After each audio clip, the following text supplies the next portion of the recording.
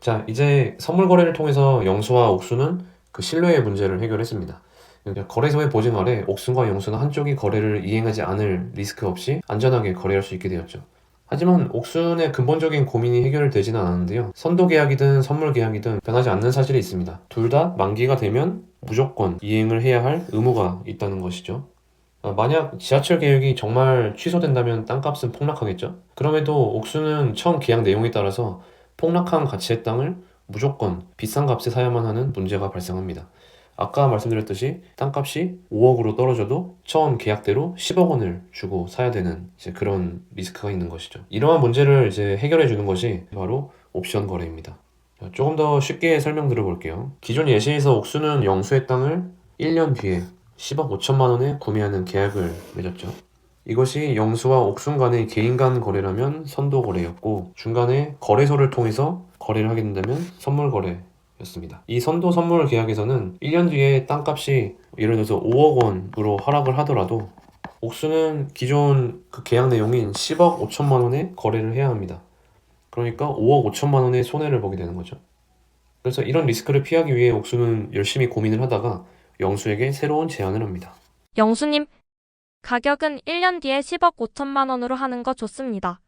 하지만 제게 1년 동안 시간을 주세요. 1년 뒤 제가 그 가격에 이 땅을 살지 아니면 포기할지 결정할 수 있는 선택권을 저한테 파시면 안 될까요? 근데 영수 입장에서는 너무 손해보는 장사인 것 같죠? 그래서 영수가 어이가 없다는 표정을 지으면서 얘기를 합니다. 아니, 옥수님, 그게 무슨 소리예요? 그럼 나는 1년 동안 다른 사람한테 이 땅을 팔지는 못하고 꼼짝없이 옥순 씨의 결정만 기다려야 하는데 마지막에 옥순 씨가 안 살래요. 한마디 하면 나는 뭐가 되는 건가요? 그건 나한테 너무 불리한 조건이지. 사실 영수의 말이 100번 맞습니다. 옥수는 원할 때 살 수 있는 자유를 얻는 반면에 영수는 1년 동안 옥순의 결정을 기다려야만 하니까요. 그래서 옥수는 비장의 카드를 꺼냅니다. 영수님의 그 불리함과 기회비용에 대한 보상을 제가 해드릴게요. 제가 사장님께 이 선택권을 사는 대가로 지금 당장 별도의 돈을 드리겠습니다. 한 5천만 원 정도요. 이 돈은 1년 뒤에 제가 땅을 사던 안 사던 영수님께서 무조건 가져가시는 돈입니다.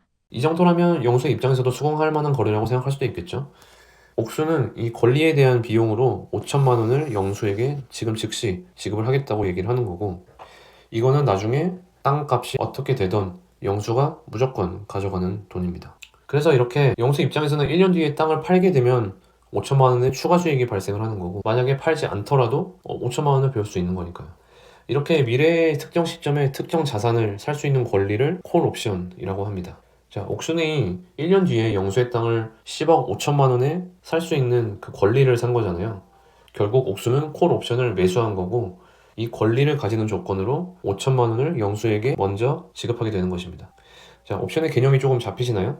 살 수 있는 권리가 있다면 반대의 경우도 있겠죠. 반대로 팔 수 있는 권리를 풋 옵션이라고 합니다. 자, 다른 케이스를 한번 볼게요. 옥수는 사실 이제 팔려고 내놓은 집이 하나가 있었습니다. 어떤 신혼부부가 나타나서 그 집을 사고 싶어 했죠. 근데 옥수는 또 다시 고민에 빠집니다.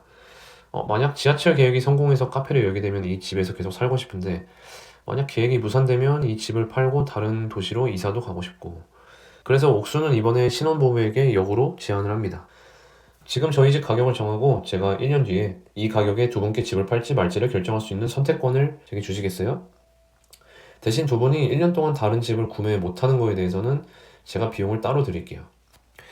자, 이번에도 이 신혼부부 입장에서는 나쁘지 않은 제안일 수 있습니다. 1년 뒤에 예정대로 집을 구매하게 되면 사전에 받은 비용을 구매 보태서 쓸 수 있고, 만약에 옥순이 집을 팔지 않기로 결정한다면 다른 집을 구매하는데 그 돈을 보태 쓸 수 있으니까요.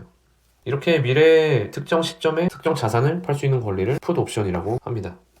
이 경우에는 옥순이 나중에 팔지 말지를 결정하기 위해서 프리미엄을 지불했으니까 풋 옵션 매수자가 되고, 신혼부부는 프리미엄, 그러니까 그 비용을 받는 대신에 옥순이 팔겠다고 하면은 무조건 집을 사줘야 하는 의무를 지닌 풋옵션 매도자가 되는 것입니다. 자, 이제 옥순의 문제가 해결되었습니다. 만약에 지하철 계획이 성공을 하면 옥순은 콜옵션을 행사해서 약속된 가격에 땅을 삽니다. 지하철이 개통을 하면 분명히 땅 가격이 상승을 할 거고, 약속된 가격에 땅을 매수를 하는 것이죠. 이렇게 약속된 가격의 땅을 매수를 하는 거를 콜 옵션을 행사한다 라고 얘기를 합니다. 반대로 지하철 계획이 무산된다면 땅 가격은 하락하겠죠? 그러면 옥수는 그냥 쿨하게 살 권리를 포기를 하면 됩니다. 선도와 선물 계약의 경우에는 땅값이 반값으로 하락한다면 마이너스 5억 원의 손실이 발생을 하겠지만, 콜 옵션을 샀다면 이 반값이 아니라 저는 처음에 살 권리를 5천만 원의 프리미엄만큼만 저는 손실을 보는 것입니다. 그래서 이런 경우에 옵션 거래를 한 것이 더욱 이득인 것이죠. 그래서 옵션은 이런 장점을 가지고 있습니다. 그래서 옵션의 특징 중에 하나가 손실은 제한되어 있고 수익은 무한대로 열려 있다는 점인데요. 물론 오늘 설명드린 것은 이해를 돕기 위해서 아주 기본적인 옵션 사항들이고, 참고로 이제 옵션 매수는 이제 승률이 매우 낮기 때문에 조심해야 한다는 점 말씀드리고 싶습니다. 다음 영상에서는 또 다양한 옵션 전략과 이론 등에 대해서 더 쉽게 설명드릴 수 있도록 하겠습니다. 영상이 많은 도움이 되셨으면 좋겠습니다. 시청해주셔서 감사합니다.